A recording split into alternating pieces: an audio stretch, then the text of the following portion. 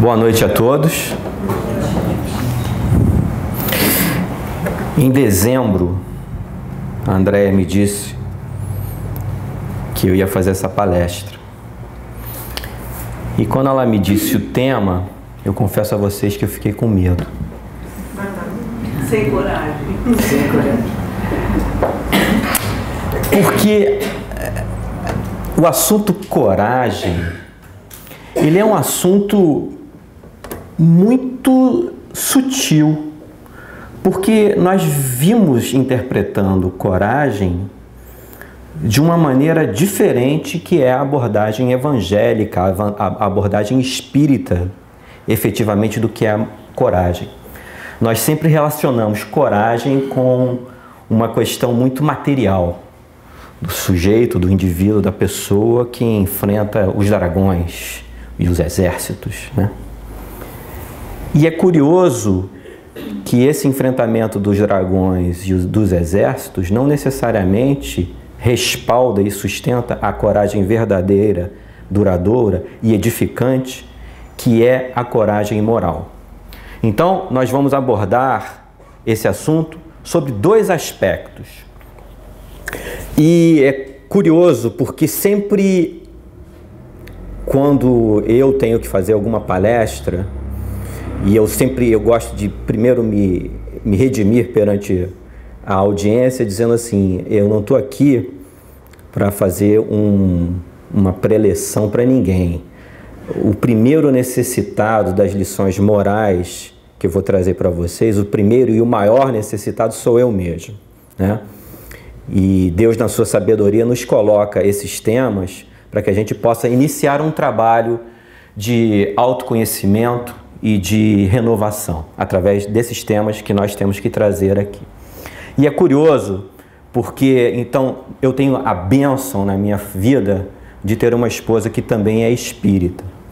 Então a gente conversa muito, a gente viaja e a gente vai conversando muito. Temos momentos emocionantes de debate. E esse tema, quando eu comecei a sondá-lo, né, a auscultá-lo, eu gosto muito desse autor chamado Max Lucado, que inclusive viveu muito tempo no Rio de Janeiro, e é um autor que eu admiro muito pela lucidez com que ele escreve sobre temas do cristianismo, né? E eu usei duas grandes fontes. Uma é o Max e a outra é Joana de Ângeles, Nas Mãos de Divaldo. E é curioso que esses dois temas, essas duas abordagens do mesmo assunto, elas têm uma conotação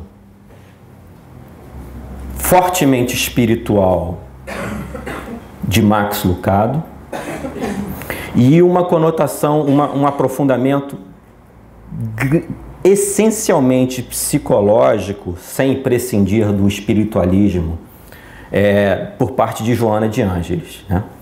E eu acredito que essas duas coisas se conjuminam, se ajuntam para uma boa reflexão de todos nós a respeito desse assunto chamado coragem. E como eu sempre pontuo aqui, os preparos que ocorrem em todas as palestras que eu tenho proferido, geralmente, na maioria das vezes, os preparos, eles são, como quem diz assim: não disse, Ivan? Olha só, o alto está aí, trabalhando na casa em que você está trabalhando. É incrível, porque eu vinha justamente pensando, e eu preparo as minhas palestras da seguinte forma: eu procuro refletir muito, mergulhar o meu pensamento em cada palavrinha que eu leio, porque eu acho que aquilo tem sempre um significado mais profundo. E eu vinha refletindo já há algum tempo, oriundo de uma conversa que eu tive com a Rob, numa viagem que a gente fez, de como nós espíritas, alguns de nós, vamos colocar assim, né, superintelectualizamos a nossa relação com Deus. E muitas vezes nós, claro que não é o caso de vocês, mas muitas vezes nós nos tornamos um pouquinho presunçosos e arrogantes, achando que porque lemos a codificação espírita, já sabemos de tudo. Já entendemos todas as potencialidades, as capacidades do Cristo, já achamos que, gente, a revelação, a terceira revelação, ela nos colocou num novo patamar, é bem verdade. Mas sabe para quê? Para nos preparar para um outro patamar que estará por vir ainda.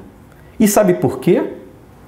Porque haverá ainda outro patamar a ser adquirido. Então vamos ter a humildade, todos nós, de reconhecermos que nesse processo evolutivo nós estaremos sempre aprendendo. Não estaremos dominando a realidade. E aí eu pontuo para vocês a seguinte pergunta: teria Jesus dito alguma coisa inutilmente? Teria Jesus vivenciado alguma coisa na sua experiência pela Terra inutilmente, que não tivesse um significado mais profundo para todos os séculos por virem? Teria Jesus se deixado crucificar inutilmente? Não, né? Todos nós sabemos que não. Então, toda essa vivência do Cristo, que aqui para nós, no tema chamado coragem, Jesus vivencia o tempo todo. Max Lucado, ele diz, e obviamente ele fez os estudos dele, que nos evangelhos Jesus faz 128 exortações, imperativos para todos nós. Desses, 21 das exortações dizem respeito ao assunto chamado coragem. Tenha coragem, tenha boa fé, tenha bom ânimo, não tenhas medo. 21 vezes Jesus fala. É a exortação que Jesus faz com maior frequência. A segunda maior exortação de Jesus a todos nós é: amarás ao Senhor teu Deus com todo o teu amor, com toda a tua força, e ao próximo como a ti mesmo. Essa aparece 8 vezes. Então Jesus leva a sério um assunto chamado coragem. E o tema medo, que é o contraponto da coragem, ele é essencial nas nossas vidas. Se não, vejamos, então nós vamos mergulhar nessa jornada em duas frentes. A primeira frente tem um caráter mais espiritual e uma outra tem um caráter mais psicológico, mas todas são espirituais, né? Todas estão dentro de um contexto da doutrina espírita. Então nós vamos começar com uma historinha. A primeira historinha é: Jesus chega para 3 de seus discípulos e os convida a sair para uma pescaria. Isso está lá nos evangelhos, em Mateus. Então, esses 3 discípulos e mais o Cristo embarcam num barquinho, sei lá, de 30 pés e saem lá para fazer uma pescaria. E nunca se esqueçam, Jesus não faz nada por acaso, tá certo?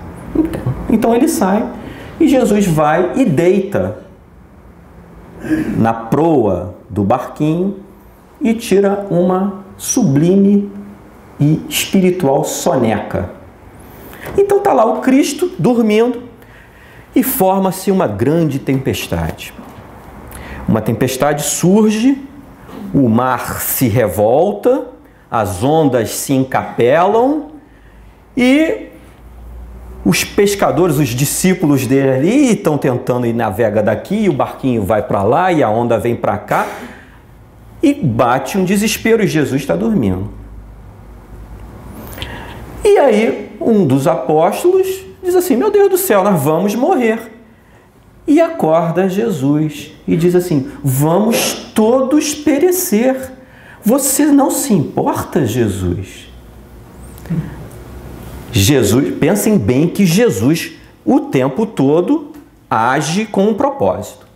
Então Jesus se levanta e chama a atenção dos apóstolos, dizendo assim: não tenham medo. Por que tendes medo? Ele pergunta: por que tendes medo? Aí todo mundo, aí as pessoas param para pensar assim: como que Jesus está me perguntando? Não está vindo a tempestade? E Jesus vai e acalma os ventos, faz cessar os ventos e faz cessar a tempestade. Aí eu boto um ponto, aí eu saio com a Roberinha e falo assim: mulher, vai lá na Gênese, né, no nosso livro da doutrina espírita, e vê essa passagem de Jesus fazendo parar o vento e cessando a tempestade. Os espíritos superiores que ditaram, que trouxeram a codificação, nesse assunto em particular, registram o fato, porém não lhe dão uma explicação. Está por vir ainda. Então, veja bem, nós temos uma ideia, uma vaga ideia da grandeza do Cristo, do seu amor, das suas potencialidades. Ainda estamos aprendendo muito. Então, Jesus dá essa mensagem para toda a eternidade. Não tenhas medo. Confiem, porque quando nós entramos a bordo do barco com Jesus, nós vamos nos molhar, meus irmãos. Tá certo? Nós vamos encontrar tempestade. Jesus diz isso literalmente em uma outra passagem: vós encontrareis tribulações na terra, não é verdade? Não disse o Cristo isso?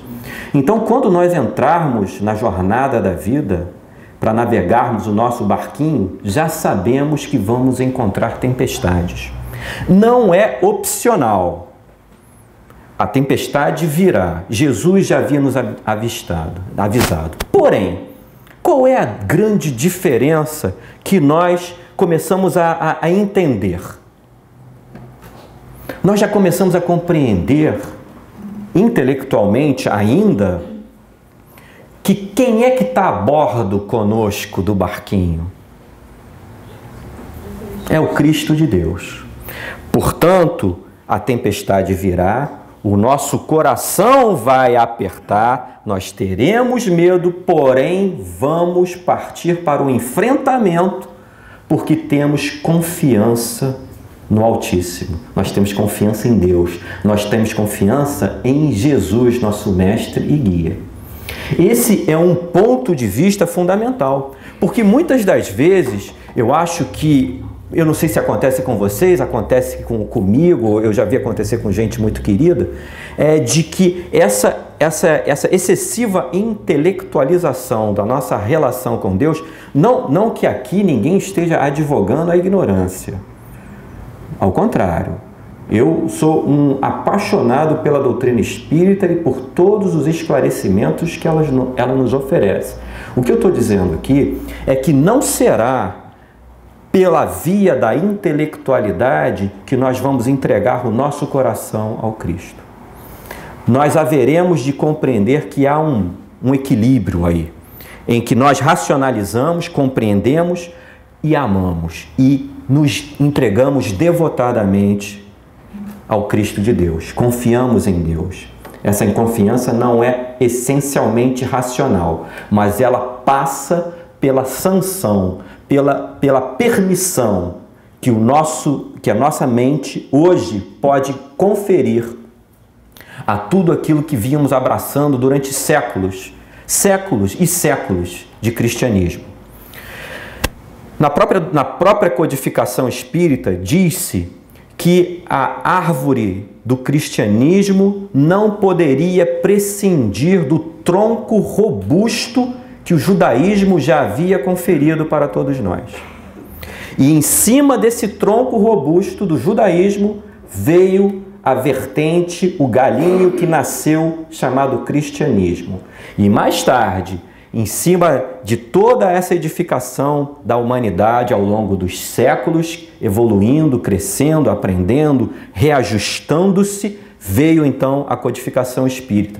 Não foi que a codificação espírita não veio destruir a lei, assim como Jesus disse que não veio destruir a lei, e sim fazer cumpri-la, também a doutrina espírita não veio destruir o cristianismo nas suas tradições, mas relembrar a todos nós da essência mais pura do cristianismo. Portanto, há sim um aspecto devocional de todos nós, de colocarmos as nossas almas de joelhos perante Deus e abrirmos o nosso coração. Abrirmos as nossas necessidades. Não tenhamos que ter vergonha de Deus, de sermos o que somos, porque o Criador já sabe. O Criador já sabe que nós temos medo, já sabe dos nossos receios, já sabe dos nossos vícios, das nossas dificuldades, das nossas ambições, das nossas querelas, das nossas micro necessidades, dos nossos macro projetos. Tudo isso é transparente para Deus. Mas tem uma coisa interessante que eu aprendi nesse estudo. É que quando nós nos desnudamos perante o Criador, vocês sabem que é como se os problemas, esses pigmeus, que são essas 1000 coisas que nos atormentam, eles parece que correm espavoridos. Porque há alguma coisa de sublime que foge a uma interpretação puramente racional de quando nós colocamos perante o Criador as nossas vicissitudes, os nossos problemas, os nossos desafios. Parecem que esses 1000 fantasmas, eles fogem, eles se espantam e nós começamos a criar num processo crescente, evolutivo, por patamares, nós começamos a criar forças intrínsecas, oriundas de uma coragem que nós não tínhamos, mas que estava ali, presente, latente, ela estava adormecida. Então, é preciso ter uma coragem que gera a coragem, num processo retroalimentador de crescimento e evolução. É quando nós dizemos assim: meu Deus, eu não sei como enfrentar esse problema, mas eu sei que eu preciso enfrentá-lo. Eu sei, muitas vezes, e até fez parte do nosso grupo de estudo hoje, quando nós entramos numa reencarnação com projetos, com demandas, que a nossa intimidade nos diz, não objetivamente, mas por uma intuição. E por essa intuição, nós nos lançamos no enfrentamento de problemas, de desafios, com uma certa racionalidade e, principalmente, com uma confiança em Deus. Porque, na verdade, eu vou perguntar a vocês, porque, na verdade, o medo, o receio, a ansiedade, as fobias, tudo isso tem base espiritualmente profunda na falta de confiança que nós temos em Deus. Faz sentido o que eu estou dizendo? Vamos refletir um pouquinho. Se tivéssemos plena confiança no Criador, se tivéssemos a certeza, a convicção mais profunda de que Deus está no comando do universo e nunca deixou de estar, e que nenhuma folha cai de uma árvore sem que Deus o saiba, né? Se nós tivéssemos essa convicção profunda, teríamos medo. Se estivéssemos a bordo hoje, com 2000 anos de cristianismo, com o que nós já sabemos aqui, Jesus chega assim para você: vem cá, querido, vamos dar um passeio de barco? entraríamos no barco? E viesse a tempestade, teríamos receio? Isso, gente, não é para que nenhum de nós se acabrunhe, fique entristecido ou saia daqui diminuído por não termos essa grandeza das virtudes de uma Alcione, de um Paulo, de um Estevão. Enfim, não temos que. Temos que ter, sim, uma alegria íntima de já podermos estar aqui. De podermos ter vindo até onde nós viemos. Porque temos conquistado ao longo dos séculos, graças a Deus, hoje já compreendemos o processo da reencarnação, e a gente vai pontuar melhor quando entrarmos num debate aqui de Joana. Nós vimos ao longo desses séculos adquirindo qualidades e virtudes. Qualidades e virtudes que são adquiridas no processo pedagógico da reencarnação pelo enfrentamento mediante a coragem de todas as questões e as experiências que haverão de construir em nós mais coragem, porque o processo é dinâmico. Em outras palavras, falei muito, né? Eu estou começando a pegar um vício da Joana, né? Porque, meu Deus do céu, cada parágrafo de Joana de Ângeles é um negócio desse tamanho. Eu leio 10 vezes para poder compreender Joana de Ângeles. Mas, enfim, pontuando, o que nós queremos dizer com isso? É que não é opção, nós precisamos ter coragem.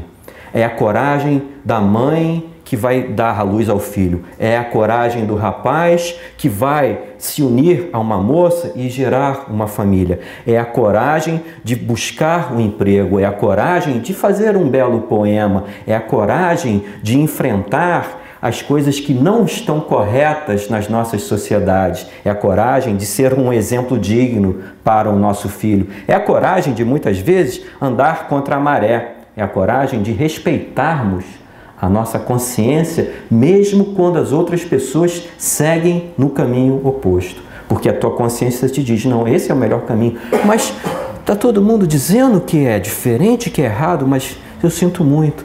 O meu coração me diz que é isso que eu tenho que fazer. Isso precisa de coragem. É preciso ter coragem para abraçar a doutrina espírita. É preciso ter coragem para divulgar a doutrina espírita. É preciso ter coragem para viver essa vida bem vivida. É preciso ter coragem, todos nós temos tido, meus irmãos e minhas irmãs. A verdade seja dita. E vamos precisar de mais coragem, porque vencidos todos os obstáculos, todos os sacrifícios, todas as dificuldades desta existência, vamos passar para um novo nível. Então não vamos nos deixar ficar intimidados porque não temos a grandeza de um Estevão. Vamos se entender, e essa é uma das grandes qualidades da doutrina espírita, vamos entender que aquela coragem de Estevão, ela foi forjada no sentido da forja, da batida, do martelo, do calor, da temperatura, tá? Não no sentido da mentira. Ela foi formada, essa coragem de Estevão, ao longo de séculos ou quiçá milênios. É um processo, conforme a gente vai ler em Joana de Ângeles, é um processo gradual. Não temos que nos sentir diminuídos. Temos sim que usar o processo de modelagem, de ver essas almas que chegaram a níveis superiores da experimentação na Terra. Temos que olhar essas almas como modelo para que a gente vá absorvendo aos poucos os fragmentos dessas virtudes. E aí nós nos lançamos no processo de amadurecimento espiritual, deixando para trás a nossa ingenuidade e pela coragem que nos sustenta, vamos nos lançar nas experimentações da vida. Ponto. Uma vez que nos lançamos nessas experiências, nessas experimentações da vida, duas coisas vão nos acontecer. Vamos ter sucessos e vamos ter insucessos. Se temos uma racionalidade minimamente preparada, se temos um mentor, um mestre como é Jesus, a nos orientar do caminho reto e seguro, vamos vivenciando as nossas decepções de modo que nós vamos aprendendo com os sofrimentos e as decepções quais são os verdadeiros paradigmas que são construtivos, edificantes e que nos jogam para frente. Em outras palavras, a vivência social, a cultura, a educação, até a própria religiosidade, muitas vezes desvinculadas por motivos que não cabe aqui ao grupo debater, mas desvinculadas de uma realidade evangélica, de uma realidade verdadeira da vida, muitas vezes essas vivências que formam nossos paradigmas são contraproducentes. E nós acreditamos que sejam verdadeiras. Por exemplo, em algumas culturas, a mulher é considerada uma criatura de segunda categoria. Em algumas culturas. Se você é formado nessa cultura, ou se você foi formado achando que é natural que uma pessoa seja escravizada, ou que a mulher não tenha valor, não possa interferir e tomar decisões, você pode tomar decisões equivocadas, não pode? Porque você aprendeu assim, te ensinaram assim. Só que na vivência e na experiência, o sofrimento vai te dizendo que você está abraçando um paradigma errado. E aí você então vai começando a compreender nos tropeços, nos sofrimentos, nas vicissitudes, o caminho do bem. Faz sentido para vocês? Eu vejo um ar de certa perplexidade na assistência. Mas vamos adiante, né? Depois, se alguém quiser, no final, conversar comigo, eu terei prazer em elaborar um pouco melhor.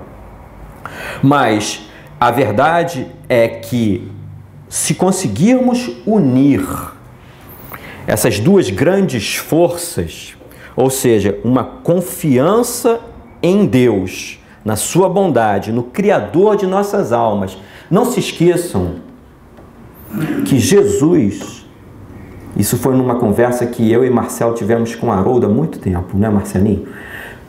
O Haroldo estava nos falando que Jesus, isso está, se eu também não me engano, a caminho da luz. Jesus conhece a cada um de nós, nome, endereço, CPF, RG, aqui como é que é? Aqui nos Estados Unidos como é que é? Social Security. Jesus já nos conhece de priscas eras, quando ainda não éramos nem criaturas, seres pensantes. Estou exagerando, mas quando nós começamos a ser, Jesus já nos conhecia. Então, é preciso que a gente abra os nossos corações e oremos sim, oremos devotadamente, porque um dos grandes e mais importantes instrumentos para construirmos a nossa fé, para nós nos desvencilharmos das nossas fobias, dos nossos meios, das nossas ansiedades, um meio seguro é a oração. Nessa oração nós nos despimos. Nessa oração nós falamos com Deus, nós falamos com Jesus de tudo aquilo que nos aflige, até mesmo da própria aflição, até mesmo da necessidade que temos de conquistar a coragem, porque muitas vezes a gente pede aqui, eu vejo regularmente, nós pedimos coragem, não é verdade? Na prece de abertura de hoje, nossa irmãzinha aqui pediu que Deus nos concedesse coragem. Sábio pedido. Sabe por quê? Porque sem a coragem nada acontece. Sem a coragem, o filho não vai viver a vida, a filha não vai enfrentar a vida. Sem a coragem, não se assina um tratado de paz. Sem a coragem, não se bane a escravidão numa sociedade. Sem coragem, não se pacificam dois povos que guerreiam. Sem coragem, não se constroem grandes obras.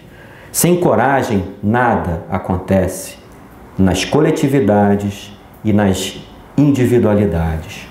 Por isso que Jesus pontua como fator número 1 a questão da coragem, do enfrentamento.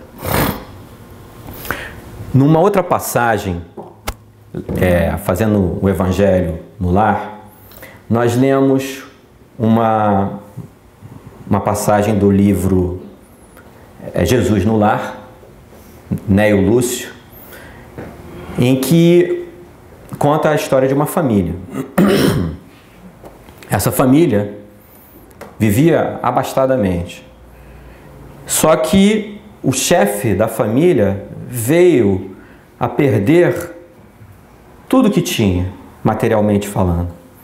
Ele era bem situado economicamente, a família vivia bem, tinham 6 filhos, homens, e a crise econômica veio, enfim, nessa passagem Jesus falando para os seus discípulos, né? E nessa passagem, então, esse homem rico vai perdendo tudo e vai assumindo dívidas. E tão profundo se tornou a sua falência, que então desestimulado, entristecido e deprimido ele ficou, que ele veio a falecer. Então ficou a viúva e 6 filhos, completamente falidos. E os filhos, então, todos com medo, assustados, né, vieram para a mãe. Todos eles temerosos. Mamãe, e agora? O que será de nós? Não tema, meus filhos. Tranquilizem vossos corações, porque vosso Pai nos deixou um tesouro. Foi lá no quarto, pegou uma caixinha, trouxe a caixinha e disse: aqui, dentro dessa caixinha, tem um tesouro riquíssimo que o Pai de vocês deixou para todos. Mas Ele nos pediu que antes de abríssemos esse tesouro, que fôssemos combater o bom combate, trabalhar e laborar por pagar todas as dívidas e reerguer a nossa casa, a nossa família. E aqueles meninos, então, com aquele estímulo, saíram e foram à boa briga. Araram a terra, plantaram, semearam, cuidaram de tudo que tinha que ser feito, trabalharam, porfiaram dia após dia, acordavam cedo e iam dormir tarde, trabalhando e suando a camisa, felizes e confiantes. Felizes e confiantes. Decorridos 2 anos, a família tinha se reerguido economicamente. Estavam mais unidos do que nunca, por causa da vicissitude, por causa da necessidade, por causa da experimentação, por causa das demandas que a vida havia colocado para eles. Nunca estiveram tão unidos. E depois de superados, indagaram da mãezinha querida: e agora, minha mãe, abre a caixinha, diz para nós o que tem aí dentro. E ela abre a caixinha e tira um pedacinho de papel, que era uma exortação do Velho Testamento ao trabalho, à confiança em Deus, no Altíssimo, que nunca desampara os seus filhos. E ficou então aquela mensagem para aquelas crianças que entenderam e abençoaram e bendisseram ao pai e à mãe que puderam ensinar-lhes o valor da coragem, da perseverança e do trabalho. Outras lições mais sobre a coragem estão repletas na história do cristianismo. Mas tem um outro fator um pouco menos romântico, um pouco mais pé no chão sobre a coragem, que eu gostaria de compartilhar com vocês. Vocês acham que quando nós ignoramos alguma coisa, nós receamos essa coisa? Portanto, vamos colocar assim: se você não sabe nadar, você tem receio das águas profundas. Faz sentido? Né? você não sabe alguma coisa, o desconhecido, ele gera medo. Tá bom? Então, espiritualmente falando, se nós desconhecemos muita coisa do mundo espiritual, nós temos medo. Faz sentido? Mas a partir do momento em que nós começamos a desvendar essas coisas que estavam obscuras do nosso conhecimento, nós passamos a não ter mais medo. Faz sentido? No processo pedagógico, no aprendizado de qualquer coisa, eu faço uma correlação, na minha juventude, eu fiquei encantado com um negócio que tinha lá no Rio de Janeiro, que chamava-se voo livre. Eu olhava para aqueles caras fazendo voo livre lá no Rio de Janeiro, e eu falava assim, pô, esses caras são todos doidos, né? Um pedacinho de pano com uma estruturazinha de alumínio. Pô, os caras pulam lá no Rio, era a Pedra da Gávea, né? Os caras se lançam lá de cima, mas são doidos, né? Aí eu conheci um amigo meu em São Paulo, eu trabalhava em São Paulo nessa época, e aí esse meu amigo fazia voo livre. Ele falou assim, Ivanzinho, por que você não faz umas aulas? Eu falei, você tá doido, Ricardo? Como é que eu vou fazer um negócio desse, rapaz? Isso aí você é maluco fazer um negócio desse. Não, mas vai lá. Procura o Miguelê.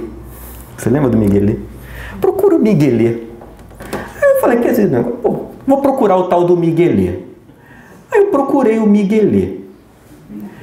Miguelê, apelido de Miguel, né? Miguelê e Carlinhos Niemeyer. Eram os dois que tinham uma escolinha de voo livre lá no Pontal. No Pontal não. Lá na Grota Funda, lá no Recreio. Muito bem, eu fui lá. Aí fui lá e eu vi o processo de como se aprende. Então as pessoas pegavam a asa, botavam no ombro e saíam correndo no chão. Aí eu falei assim, isso aí eu faço, isso é mole, pô. É mole.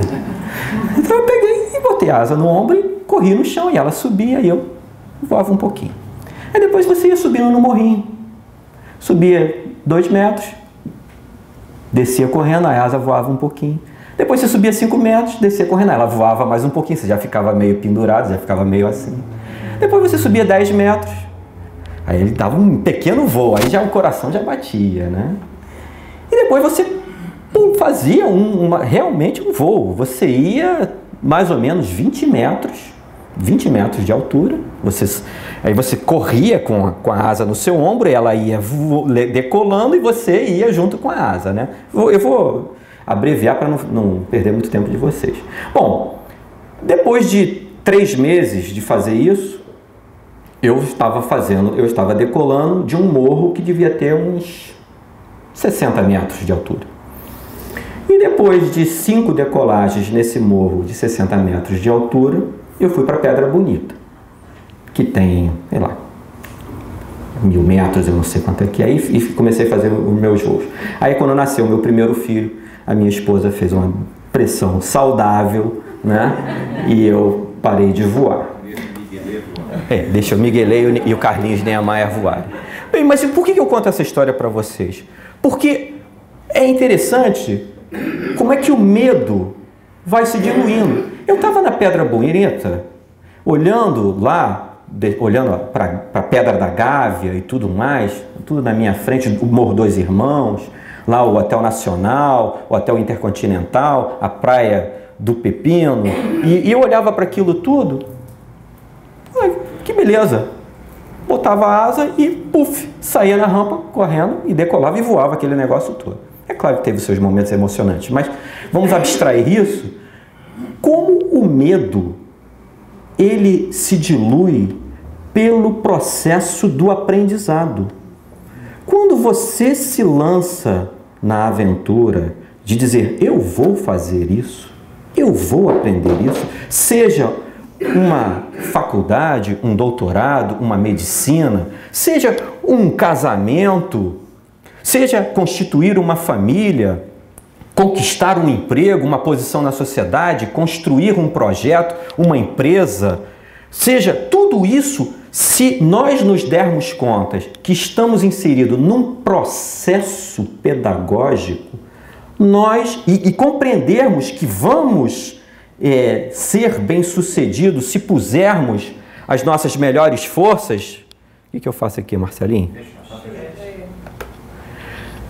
Nós vamos conseguir. Por isso que a coragem é importante. O medo nunca constituiu uma empresa. O medo nunca faria um telefone celular. Nunca construiria um automóvel, nunca faria um avião sair do chão. O medo não faz nada. Então, a coragem é uma virtude que é imperativo que a gente a conquiste, mas sem ansiedade, sabendo que vamos passar por um processo de conquista. E que Deus é justo, que Deus é bom. Tudo é possível para nós, mas não vamos nos esquecer. Jesus disse: buscai e achareis, batei e abrir-se-vos-á. Também disse Jesus: buscai antes de tudo e acima de tudo o reino de Deus e sua justiça, e tudo o mais vos será dado de graça e por acréscimo. Espíritas, não vamos nos esquecer disso. Não vamos achar que vamos conquistar tudo o que precisamos conquistar, seja a nível material, seja a nível moral, principalmente a nível moral, porque o tema da doutrina espírita é a nossa questão moral. Mas não prescindimos das coisas materiais para o nosso bem viver. Então, não tenhamos a presunção, espíritas que todos somos, de achar que temos sozinhos as capacidades para o enfrentamento das coisas da vida. Vamos compartilhar, porque Jesus nos exorta, não sou eu que vos digo. Jesus nos exorta, Jesus diz: buscai e acharei, pedi e abrir-se-vos-á. Jesus, antes da crucificação, o que fez Jesus no Monte das Oliveiras, antes da crucificação? Vale 10 pontos. O que ele fez e o que os seus apóstolos não fizeram, mas que foi pedido a ele que eles o fizessem? Ele orou. Jesus, ciente de tudo, o maior espírito que já a humanidade pôde imaginar, o próprio mentor e construtor dessa humanidade. Antes do seu dia fatídico, Jesus se coloca de joelhos e chora, porque se formos ler a passagem bíblica, Jesus chora profundamente, lágrimas correm do rosto do Cristo. E diz Jesus nessa prece: Senhor, afasta de mim esse cálice, mas que seja feita a tua vontade e não a minha. Não é isso? O que é isso? O que é isso, meus irmãos? O que é isso? Quem é Jesus? Entendem? Jesus, o Cristo, se colocando de joelho, orando em lágrimas para o Criador, para Deus, com quem ele tinha uma intimidade mais profunda. É a confiança total. É Jesus nos mostrando a confiança total, integral. Eu lhe peço que afastes de mim esse cálice, mas que seja feita a tua vontade e não a minha. E nesse mesmo contexto, Jesus havia pedido aos seus apóstolos que vigiassem e que orassem com ele. Não é verdade? É isso? Não foi isso que aconteceu? Então, meus irmãos, a fé é sim, é um processo pedagógico, é um processo de aprendizado em que nós, portas adentro de nossa alma, pela auscultação de nossa intimidade, no autoconhecimento, que também foi mencionado aqui pela nossa irmã na abertura, a questão do autoconhecimento. No autoconhecimento nós vamos conquistar todo o ferramental, todo o instrumental que nós necessitamos para darmos conta das nossas vidas. Confiantes, porém, e aí é o plus, o a mais fundamental. Confiantes, porém, na bondade de Deus, na grandeza do Cristo que nos acompanha e nos sustenta em todos os momentos, de que tudo vai dar certo. As vicissitudes e os problemas, Joana de Ângeles nos diz, são os principais fatores de construção da nossa espiritualidade. São pelas virtudes, pelos problemas, pelas dificuldades que nós movimentamos o nosso raciocínio, movimentamos a nossa fé quando nos colocamos de joelho dizendo assim, meu Deus, eu fiz tudo o que eu podia, me ajuda, Senhor. Eu entrego a nau da minha vida às tuas mãos amorosas. Guia-me para o porto seguro, Mestre Divino. Eu vou laborar, eu vou trabalhar, eu vou me empenhar, mas tu estás no comando. Confio em ti e seguirei adiante. Outrora, quando abraçávamos o cristianismo primitivo, nós nos deixamos entregar gostosamente nas mãos do Criador sem esforço. Gostaríamos que Ele fizesse tudo por nós e nós não fizéssemos nada. Mas crescemos um pouquinho, evoluímos um pouquinho e a doutrina espírita então trouxe para nós, na terceira revelação, o nosso papel fundamental. A nossa necessidade de darmos de nós o nosso melhor esforço. Nos relembrou de tudo que Jesus havia nos ensinado, retirou tudo aquilo que não era útil para nós, nos colocou dentro de um contexto em que, no equilíbrio, vamos sim confiar em Deus, ter confiança na sua grandeza, na sua bondade e de que tudo está certo nas nossas vidas. E de outro lado, usando os recursos intelecto-morais que já conquistamos, utilizando as nossas potencialidades, o nosso esforço, a nossa perseverança, as nossas capacidades latentes, vamos juntar essas duas forças e construirmos a vida que nós queremos, porque é importante que a gente saiba o que a gente quer, o que a gente espera da vida, para que as coisas possam então ter um sentido, para que as coisas então possam vir a se materializar na nossa vida. Tem uma imagenzinha que eu vou passar rapidinho para vocês, que eu gostava de usar essa imagem. E que é isso aqui, Roberinha? Pronto, fiz besteira. É essa daqui, ó. É só essa imagenzinha aqui. Não sei por que não quer vir. Vai lá embaixo. Hã? Vai lá embaixo para ele não. Essa imagem eu costumava usar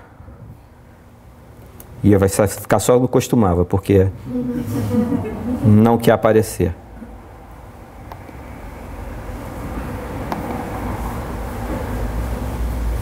Bom, Não está carregando. não está carregando, né? Bom, vocês estão vendo aqui? Conseguem ver isso aqui? Descreve. Animation. Ajuda lá, Marcelinho. Ivan, tenha fé. Tenha fé. Bom, aqui é o seguinte, essa imagenzinha aqui é um garoto se jogando num lago, se lançando no lago, ok? Ele vai correndo, passa num pierzinho e se lança no lago. E essa imagem, ela é uma imagem muito simbólica e diz respeito, por exemplo, eu me repito às vezes um pouco sobre isso, mas eu acho que ela é uma imagem simbólica interessante, dos meus filhos quando eles eram pequenos. Eu descia na piscina e eles não sabiam nadar. Obviamente, se mergulhassem na piscina, iam todos descer feito uma rocha, feito uma pedra, para o fundo, ia todo mundo morrer afogado. Mas o paizinho deles estava lá na piscina, o que eles faziam? Eles vinham e se jogavam, se lançavam na piscina e eu os segurava. Essa imagem, ela é simbólica, mas ela tem alguma coisa de espiritual nela, no sentido de que também nós, e a maioria de nós, e sempre nós, vamos precisar nos lançar na aventura, na jornada de viver, confiantes em Deus, que estará sempre de braços abertos para nos receber. Muito obrigado, uma boa noite para todos.